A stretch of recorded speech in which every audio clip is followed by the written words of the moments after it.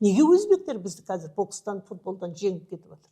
Олар өз тілінде сөйлейді. Яғни тіл бұл рух. Енді мен ылғи мысалға екі адамды келтіремін. Біреу Димаш Құдайберген. Қай тілде оқыды? Ақтөбеде ешқандай зияткер емес, дарын емес, кәдімгі мектепте оқыған. Кімнен кем? Орыс сыныбында оқыған баладан артық орыс тілін біледі, ағылшын тілінде оқыған баладан артық ағылшын. Ең бастысы айналайын, Димаш өзінің ана тілін, қазақ тілін сүйеді.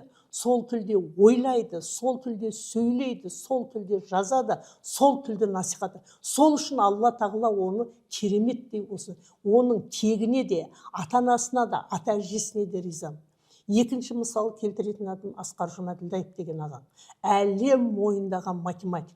Қай тілде оқыған? Асқар Жұмаділдаев Қызылорданың Шиелісінде өзінің бір сұхбатында айтады, құмға есеп шығарады.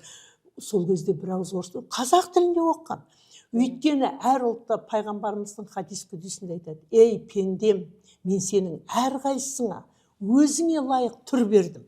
Неміс кәріске ұқсамайды, қазақ орысқа ұқсамайды. Сол жаңағы айтып отырған 7000 ұлтқа 7000 түрлі түр берген. 8 миллиард адам болса, 8 миллиард адам біріне бір ұқсамайды. Тіпті егіздердің өзін я танауынан, я қабағынан, я көзінен ажыратып аламыз.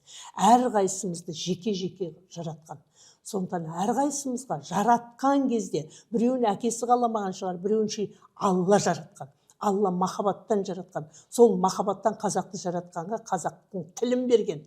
Сол тілде ойлаған, сол тілде сөйлеген, сол тілде жазған қазақтың баласының жолы ашық болады.